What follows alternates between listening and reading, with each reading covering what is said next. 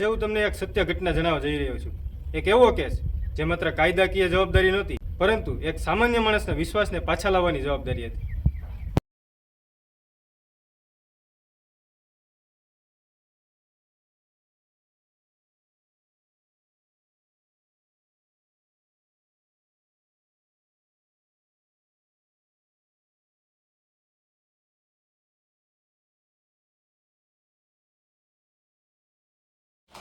શું નામ તમારું?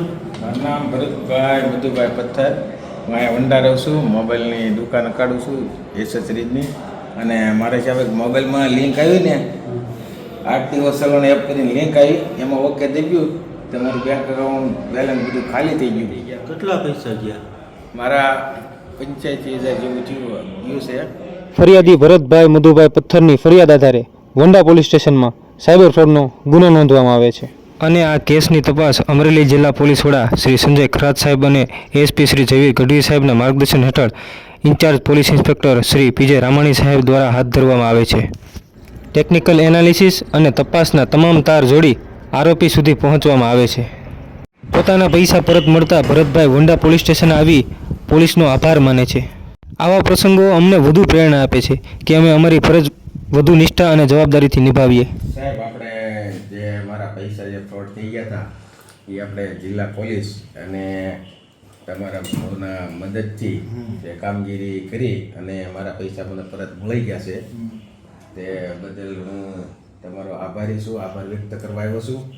અને સ્ટાર્ટમાં મને એવું લાગતું હતું કે આ તો પૈસા ગયા અને વારંવાર મારે જે પોલીસ સ્ટેશન ધક્કા થાય છે અને પૈસા પાછા નહીં આવે, આવું જે મનમાં શંકા હતું, ગામમાં અમુક નેગેટિવ પોઈન્ટ આપતા હોય કોઈ માણસો, એની ઉપર આપણું મન ભરમાઈ ગયું હતું. પણ ખરેખર તમે ધક્કા નહોતા ખવડાવતા, કાયદેસર બધી વિધિ સ્ટેટમેન્ટ લેવા માટે મને અહીંયા વારંવાર જે બોલાવતા હતા. અને ખરેખર તમને એવું કેમ પેલા લાગતું કે પોલીસ તમને ધક્કા ખવડાવે?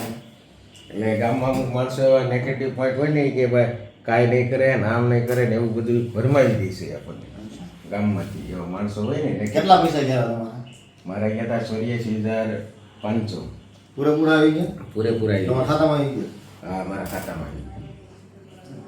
ગૂગલ પેથી એ લોકોએ નાખી દીધા. વકીલ હસ્તક કોર્ટમાં બોલાવી. તમે પોલીસની કામગીરીથી સંતોષ છો હવે? હા, મને ખરેખર પોલીસની કામગીરીથી પૂરેપૂરો સંતોષ છે.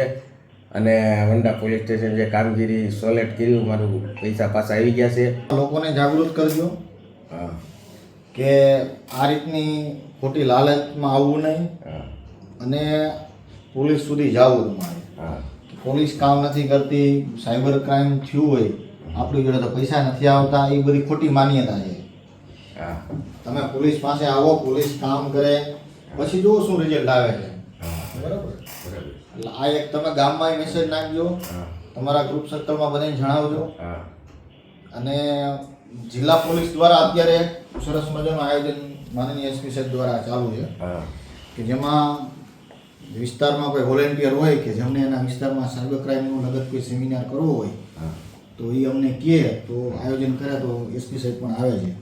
એનાથી ફાયદો એ થાય, વિસ્તારમાં જે જનતા જે લોકો રહે છે એ લોકો આ ટાઈપના સાયબર ક્રાઇમમાં જે ભોગ ન બને, ભોગ બન્યા હોય તો એને શું કરવું, બરાબર, એ તમામ માહિતી મળી રહે. એના હાટુથી જનજાગૃતિ અભિયાન સાહેબની નેજાટ હેઠળ ચાલુ કર્યું છે. તો તમે આમાં ઈચ્છુક હોય ને તમે ભાગીદારી તમારે લેવી હોય તો તમે જણાવજો અમને.